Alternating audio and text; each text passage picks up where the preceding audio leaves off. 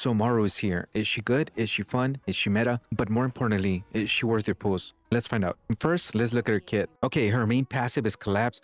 Dealing or absorbing damage with her abilities provides Resonance. Resonance is the 2 bars down here. Resonance with the Collapsing Cannon, enhancing all of Maru's abilities. Losing health or shield will result in the loss of Resonance, and the higher Maru's Resonance is, the more she will lose. Okay, pretty straightforward. Block with the shield, cause damage with the shot, and it will give you Resonance.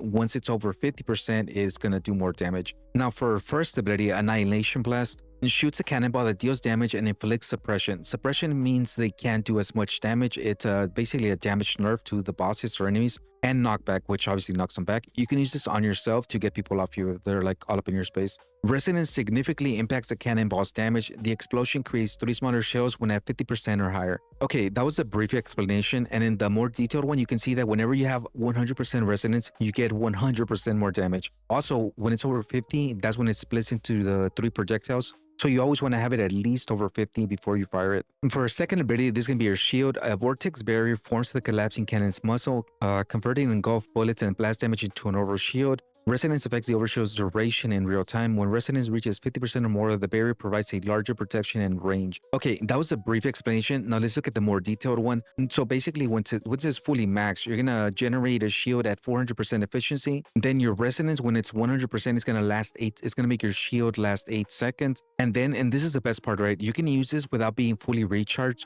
So you can basically spam your shield in short bursts. And the reason that's important, and we're going to see that later, is because whenever you block shots, it's going to lower the cooldown of your blast. And then she gets 30% more speed, so she doesn't feel that clunky whenever she's blocking shots. And then at the very end, if anyone comes into contact with your shield, they're going to take damage. Now for her ultimate, she's basically going to fire a Gatling gun. Maru enters a super state and rapidly fires explosive energy projectiles from the collapsing cannon. Resonance enhances the fire and performance and damage of the collapsing cannon in real time. You also get damage reduction, by the way. Now let's look at the more detailed one. Maru wields a collapsing cannon and enters the super state. When in her super state, Maru will shoot up a barrage of energy projectiles from the collapsing cannon. The projectiles explode upon collision, or if they travel in a maximum of 30 meters, dealing 1480 damage, void damage to targets within a 30-meter radius. Then the resonance affects the density, stability, and damage of the energy projectiles in real time, with damage increasing up to 60% when it's full. So yeah, you're gonna want to only use this when it's basically 50% minimum, but 100% preferably. Once resonance is 50% or higher, the energy projectiles fired by Maru's super can travel up to 45 meters, so 15 more, and gain slight tracking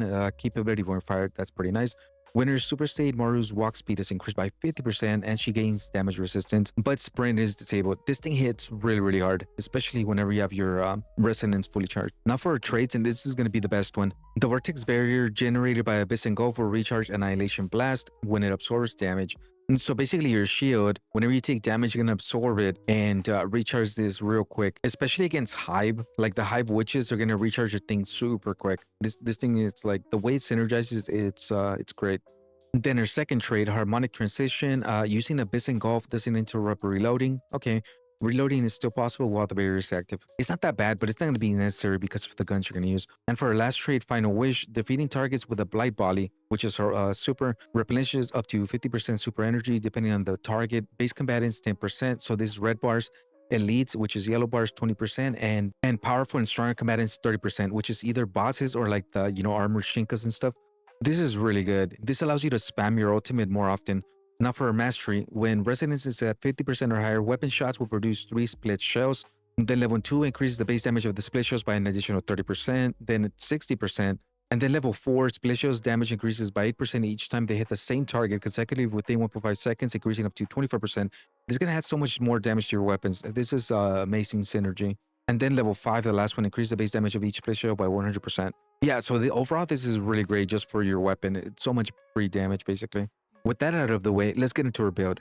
And for primary, I'm using the new Battle Pass exotic Diverger Drill. It's really good. It's a great crowd control weapon. It's a great single target weapon. Overall, it's the best primary grenade launcher in the game. This thing just melts elites, especially when it's boosted by weapon mastery. Highly recommended. However, not everyone will have this weapon, so if you're free to play, then you should get the Preston Fleet grenade launcher with Fraternity and Polyploidy. Fraternity is one of the better perks in the game. It gives a 35% damage buff, and Polyploidy is the best damage perk on mythic grenade launchers when it comes to single target, as it does 100 120% more damage when you hit a single target. In terms of mods, you're going to be looking for both the Polypolarity mod, which increases single target damage from 100 to 120%, and the Fraternity mod, which gives you plus 20 handling and reloading, which is great on grenade launchers. For the ammo mod with the Polypolarity perk, the attributes you're going to want are damage bonus versus bosses and minimum blast damage. On the magazine mod with the Fraternity perk, the attributes you want are weapon hit damage bonus and reduced draw time. And last on the scope mod, you're going to want the Synesthesia perk, which gives you 10% more damage every other round you hit and you haven't gotten a kill. It's really nice extra damage. And for the attributes, you want mid-range damage and velocity plus. Although you can also go for close damage, it just depends on your playstyle. Now for the heavy, this is where it gets interesting. If you got a Diverger drill, then use a new Suri Nobose grenade launcher. The main perk you want is Polypolarity, just like in the present fleet. However, on the second perk, I recommend Conjugation if you just want more pure damage. Conjugation gives you 25% more damage when the character and weapon are the same element. So this will be just a straight up power boost, no strings attached. A lot of people are recommending auto loading holster, and it's for two reasons. One, it's nice to swap to your heavy and it will always be reloaded, meaning you can dump your heavy ammo, swap to your primary and fire for a couple of shots, and then swap back and get off another burst of heavy damage. It's a really good DPS perk. And two, it has an upgraded mod on its perk while Conjugation doesn't. And so it's up to you. I don't mind reload canceling and getting that 27% more damage from Conjugation.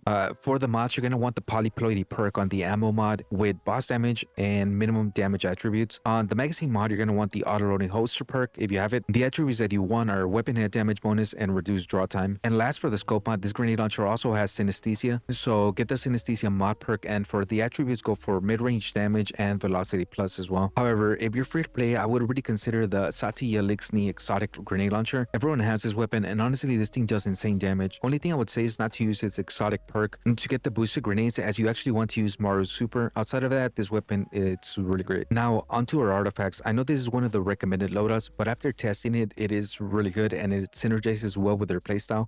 First, we're going to use the Undaunted Blasar, which gives you 25% damage resistance when you get an overshield, which will happen often. Next, we're going with Siphoning Blasar, which gives you an overshield when you do AoE damage while having an overshield. The overshield you get from blocking damage with Maru's Voice Shield only lasts 8 seconds. This buff allows you to extend that duration because while it doesn't reset or add time to the 8 seconds, it does stop the 8 seconds from counting down. This artifact is great if you don't want to continually proc the overshield by blocking damage, but it also gives you great uptime on the next artifacts. Next, we're using Safeguarding Blasar, which gives us 30% bigger overshields and 30% extra damage ability when we have an overshield. If you want a more universal buff that boosts both ability and weapon damage, then I recommend Ring of Courage. This will give you a 20% damage buff to everything, abilities, super, weapons, and it also throws in a nice 10% damage resistance when you have an overshield. Personally, I prefer Safeguarding Blasar because Maru's abilities hit so much harder than any of her weapons. And last, we're using Bellicose Blasar. This perk gives us an unconditional 25% damage boost on any AoE damage we do, so both weapons and abilities, and we also get 15% more movement speed when we do AoE damage, which makes Maru feel much more mobile, which is a great bonus. Now, for the attributes you want on the first two artifacts, you want to get Overshield bonus and defense as your main ones. Overshield gives you bigger overshields, and defense boost gives you more damage reduction. After that, I look for range damage resistance, which is self-explanatory, and elemental resistance. The next two, which are Safeguarding and Bellicose Blasar, look for ability strain, signature boost,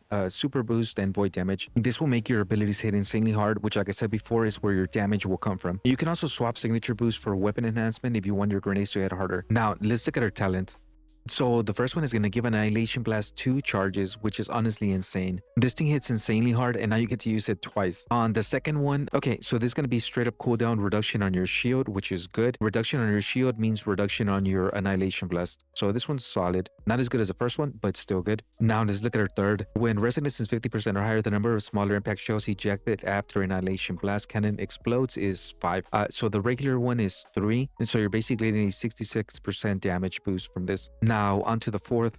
Blight Volley's damage can now be increased up to 100% when resonance is full. This is normally 60%, so this is a 40% damage boost. Yeah, so this one is just straight up more DPS. Now let's go to our fifth one. Annihilation Blast deals 20% more damage. Okay, just straight up damage. Great, can't knock that. Now let's go on to the sixth. Okay, so this is a buff to both your overshield generation as well as Annihilation Blast cooldown. So essentially, you're going to get faster overshields, faster Annihilation Blast recharging, which means you're going to spam Annihilation Blast, which means you're going to get your ult more, and your ult now does 40% more damage. Yeah, so this is pretty good. Okay, so with everything that's in here, it's pretty obvious her playstyle will be centered around her abilities, especially Annihilation Blast. But is any of this worth it? Personally, I would say don't spend, especially because Jaren Ward might be next. But if you want to, I would say at least maybe get this one. This one is going to increase your damage so much. Now, if you get lucky and you get 2 copies, right? So you end up here, is it worth putting for the third? I would say so, because this is a pretty big damage boost. But then if you're already here, you might as well get this. I think 4 is where you should stop. Unless you really love this character and her playstyle and you just want to fully invest into her. I think 4 is where you should stop if you're getting more copies. But personally, I think 1 is, good enough. Okay, so what's my overall thoughts on Maru as a character? Honestly, I really like her. Her playstyle is really technical and rewards managing your cooldowns and using her abilities at the right time. In terms of power, I would say she's a little bit like Estella, with a weaker super but much faster ability to clear and spam her abilities. So would I recommend her? If you're new to the game, I would easily say yes. She's better than Ikora, although Ikora with investment can clear the expanse. So if you're tight on Lumia Leaves or you already have a leveled up Ikora, I would say maybe skip Maru and save for the next banner character. With that said, thank you so much for watching. I'll see you guys next time. Bye.